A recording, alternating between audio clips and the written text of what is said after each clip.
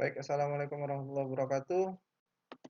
Kali ini saya coba menjelaskan salah satu bagian dari bab 3 yang isinya yaitu flowchart ya. Baik itu di proposal maupun di skripsi sendiri, itu kita akan jumpai flowchart ini gitu ya.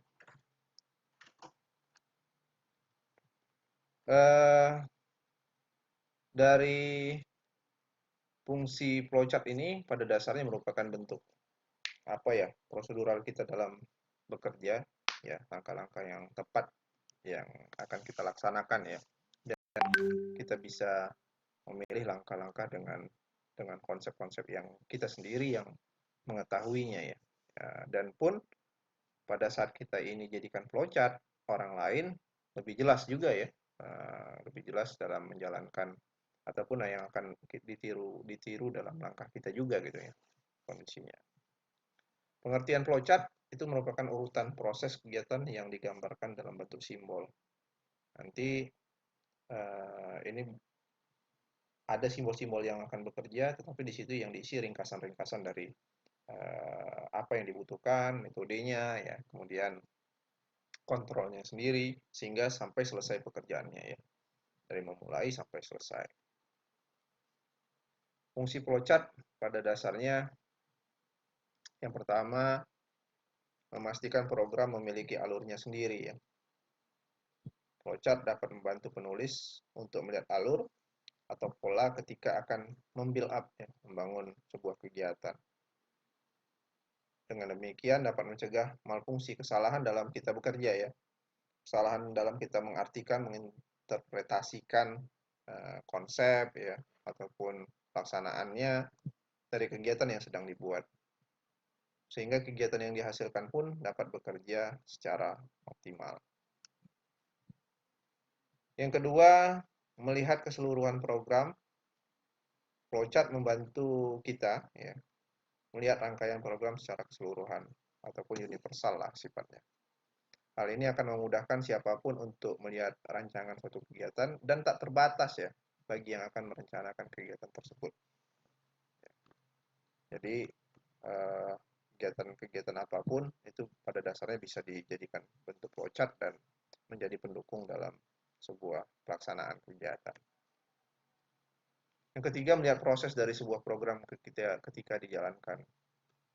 Ini masih ada kaitannya dengan fungsi flowchart pada poin kedua ya. Flowchart program dapat digunakan untuk melihat proses-proses yang akan terjadi ketika kegiatan dijalankan. Jadi pada saat kegiatan berproses, sampai mana kegiatan kita dapat terukur melalui flowchart ya. Dan apa yang kekurangan, apa yang mungkin menjadi faktor dukungannya yang masih belum bisa kita jalankan ya, dan lain-lain ya. Itu bisa dijabarkan melalui flowchart. Yang keempat, pedoman dalam menyusun atau mengembangkan kegiatan selanjutnya. Ya. Jadi fungsi flowchart itu program selanjutnya adalah menjadi pedoman dalam menyusun atau mengembangkan kegiatan selanjutnya. Hampir sama dengan fungsi flowchart pada umumnya ya. Flowchart program juga dapat digunakan untuk melihat alur atau tahapan proses sebuah kegiatan. Baik, ini ada simbol flowchart ya. Ini yang flowchart secara umum ya. Pada dasarnya simbol flowchart itu masih banyak lagi gitu.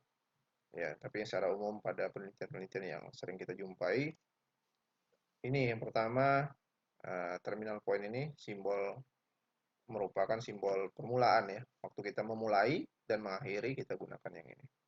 Jadi waktu kita membaca flowchart jumpa simbol ini berarti ini simbol memulai atau mengakhiri penelitian.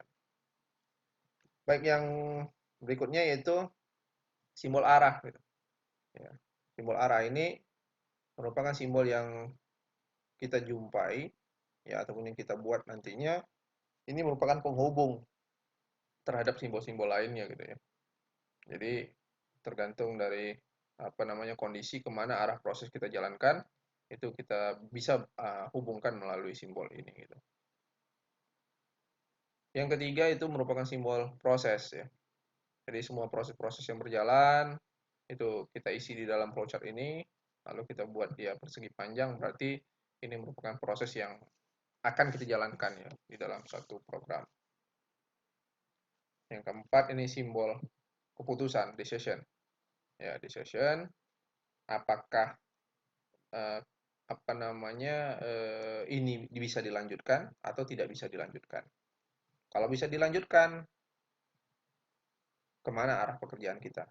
Nah, di bawahnya pun ada proses lanjutan. Dan kalau tidak, apa yang menjadi permasalahan ya? Dan ada yang mau diulangi kah atau ada yang akan apa namanya digantikah posisinya? Ya itu dari simbol decision ini keputusan. Kemudian ada simbol proses input output ya. Menunjukkan proses input output yang terjadi tanpa bergantung dari jenis peralatannya. Jadi di sini ada masukan dan ada keluaran apa-apa saja di sini nantinya ya.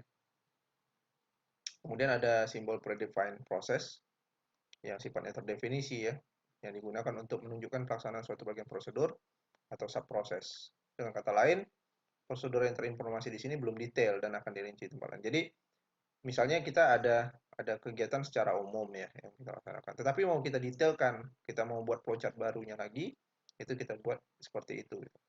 Jadi nanti di sini misalnya ada kegiatan, di bawahnya pun ada proses lagi gitu ya. Tapi di dalam kegiatan ini ada langkah-langkah yang harus kita jalankan. Nah, ini kita gunakan simbol ini, tetapi nanti langkah ini kita buat dengan flowchart baru. Ya. Kemudian ada simbol konektor dan offline konektor. Konektor ini penghubung ya ataupun yang akan tanda dalam menyambung proses di dalam halaman yang sama ya, di dalam halaman yang sama. Tetapi untuk penghubungnya kita gunakan simbol ini. Kalau yang ini di halaman yang berbeda, tetapi satu proses gitu, tetap satu proses, tapi dia kena kekurangan kertas misalnya dibuat di halaman yang berbeda, kita gunakan simbol ini. Ya. Jenis flowchart ya, ada flowchart sistem, ada sistem flowchart sistem di sini atau bagian alir sistem gitu ya, yang mana merupakan bagan yang menunjukkan proses ya. Bagan atau menunjukkan proses pekerjaan di dalam sistem. Bagan ini akan menggambarkan arus pekerjaan secara mendetail dan menyeluruh. Jadi kita bisa melihat urutan-urutan proses atau prosedur di dalam sistem. Ya, itu jenis flowchart, sistem flowchart. Kemudian ada flowchart dokumen. Ya, flowchart dokumen di sini atau yang kerap kali kita sebut dengan flowchart formuliran. Diagram alir yang menggambarkan proses dari laporan dan formulir lengkap dengan tembusan-tembusannya kemana arahnya ya. Ini flowchart dokumen. Ini biasa di kantoran ya. Kemudian ada flowchart skematis, yaitu sekilas flowchart skematis tampak menyerupai flowchart sistem yang pertama tadi, karena memang kedua flowchart ini sama-sama digunakan untuk menggambarkan prosedur atau proses dalam sistem. Simbol-simbol yang digunakan keduanya pun sama gitu. Tetapi flowchart skematis ini lebih kompleks gitu simbolnya gitu. Ya, menggunakan gambar-gambar komputer dan peralatan lainnya. Hal ini bertujuan untuk memudahkan orang-orang yang tidak familiar ya, yang tidak pernah jumpa dengan simbol-simbol dalam flowchart, maka dengan baca itu dia apa namanya narasi yang disampaikan penulis itu sampai gitu ya. Namun pembuatan flowchart ini memakan waktu yang lebih lama karena dia lebih detail. Kemudian ada flowchart program. Flowchart program merupakan bagian alir yang menggambarkan tahapan dalam proses sebuah program. Flowchart ini merupakan produk turunan dari flowchart system. Jadi ada produk turunannya. Hal ini guna memudahkan analisa sistem dan programmer ini biasanya untuk yang komputer dalam memahami suatu program. Secara umum flowchart program terbagi menjadi dua, yaitu flowchart logika ya bermain dengan bahasa itu logikanya, dan flowchart program komputer terperinci ya secara detail ya. Yang kelima ada flowchart proses ya. Ini merupakan yang biasa disebut dengan flowchart proses ini dipakai di sektor industri, bagian industri dan juga analisis sistem. Fungsi flowchart ini untuk melihat prosedur dalam suatu proses produksi. Selain itu, flowchart juga berproses juga banyak digunakan untuk melihat jarak dari langkah satu ke langkah lain, lengkap dengan time prosesnya, waktunya ya, yang dibutuhkan. Baik, ini salah satu bentuk contoh dari flowchart. Ini saya bilang tadi, lambangnya lebih kurang seperti ini, yang memulai dan ini mengakhiri. Kemudian ini ada bahasa-bahasa proses ya.